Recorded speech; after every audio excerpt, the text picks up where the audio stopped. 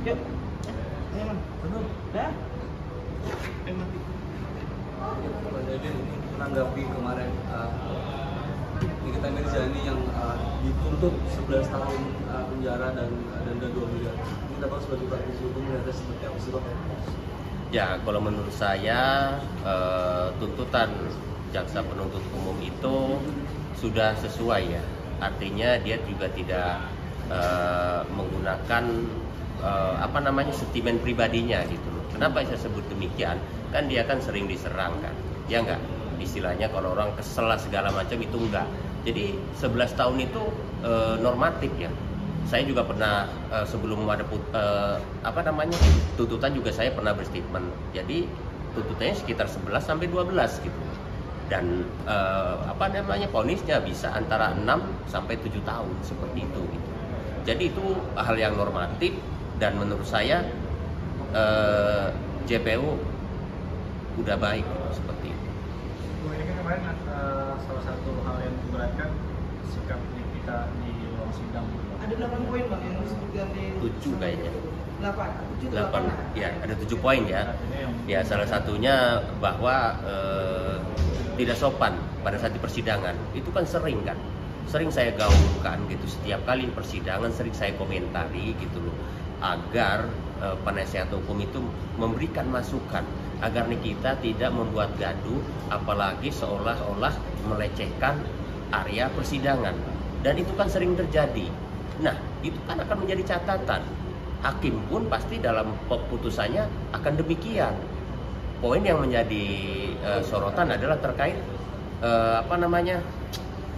berperilaku baik dalam sebuah persidangan, ya enggak? Itu akan sangat membantu gitu.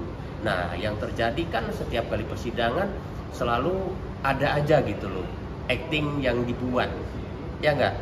Dengan bahasa maupun dengan clue tubuh gitu loh. Jadi seolah-olah mencemoohkan area persidangan gitu, seperti itu. Kalau menurut saya ya, kalau pertimbangan majelis hakim yang tadi.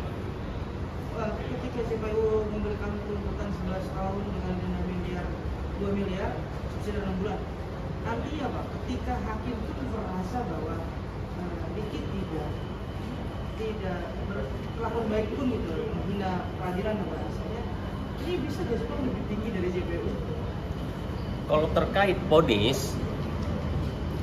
terkait vonis ya bisa saja majelis hakim memberikan vonis lebih tinggi dari jaksa penuntut umum ya atas pertimbangan dan kesimpulan yang dia dapatkan seperti itu ya.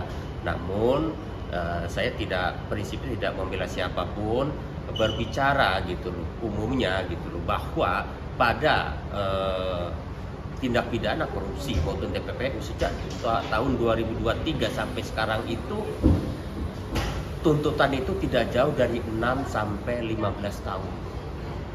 Ya, jadi itu pun menjadi jurisprudensi tolak ukur bagaimana menjatuhkan hukuman, menjatuhkan vonis seperti Harvey Muiz. Berapa?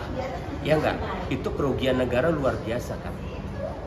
Ya enggak? Jadi tuntutannya 12 tahun kan? Bahkan vonisnya 6 tahun.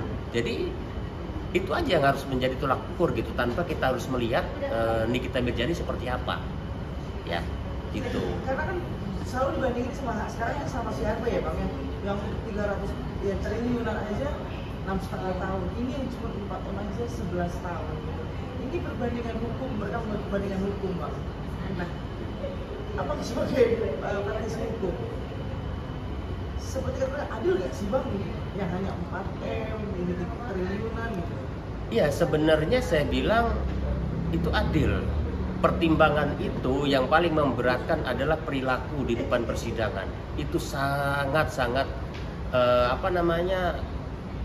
memberikan efek gitu loh dalam sebuah keputusan maupun kesimpulan.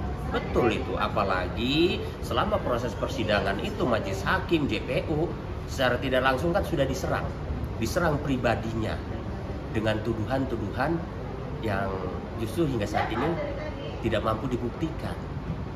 Itu juga akan mempengaruhi bahwa orang ini tipikalnya seperti ini gitu. Jadi bisa saja gitu loh walaupun Harvey Muiz 12 tahun diponis 6 tahun, Nikita Mirzani bisa saja ya dituntut 11 tahun, ancamannya bisa 7 tahun lebih.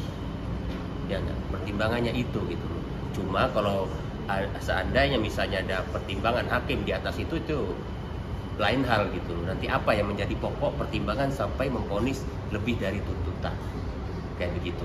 Berarti Pak, andai kan Niki berkelakuan dari awal itu baik, berarti tidak mungkin kemungkinan kan dia bisa serendah-rendahnya dari maksimal hukuman tersebut. Saya seperti Pak. Berarti dia adalah poinnya sikap dan perilaku dia yang di dalam ruang itu yang memberatkan. Iya. Salah satu poin adalah itu. Ya enggak? Jarang loh seorang terdakwa yang mampu menyerang orang yang dimintai rasa keadilannya di sana. Bahkan kalau berperilaku itu baik, sepertinya misalnya Harvey Muiz ataupun seperti terdakwa lainnya, mungkin feeling saya tuntutannya mungkin sekitar 9 tahun gitu loh. Vonis misalnya 5,5 atau 5 tahun, seperti itu gitu loh. Itu perbedaannya, artinya ada range-nya di sana gitu, bahwa perilaku itu sangat istilahnya sangat menentukan. Kenapa sangat menentukan? Karena gaduh, istilahnya berperilaku tidak baik dalam persidangan itu adalah bentuk penghinaan di arena persidangan gitu. Makanya itu sangat menjadi titik berat di sana gitu kan. Nah, yang kedua, bahwa dia hingga saat ini tidak pernah mengakui tindak pidana itu poin-poinnya kan. Jadi tidak ada rasa penyesalan kan, ya enggak?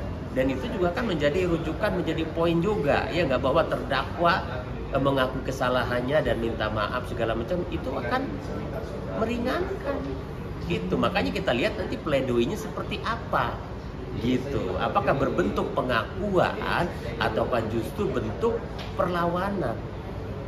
Nanti kalau pledoi itu bentuk pengakuan dan permohonan maaf segala macam, masih memungkinkan ya Bang?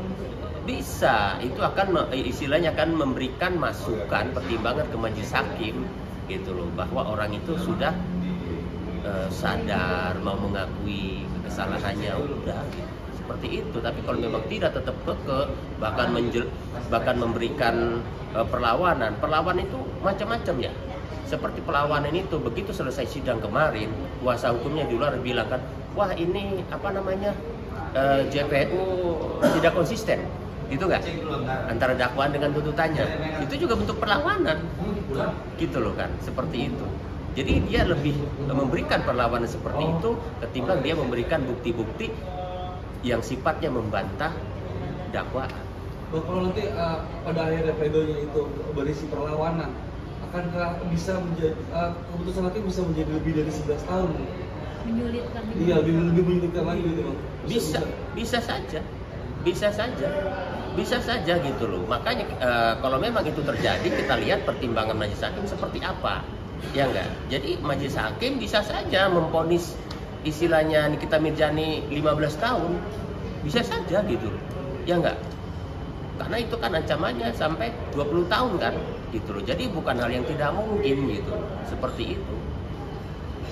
Oke,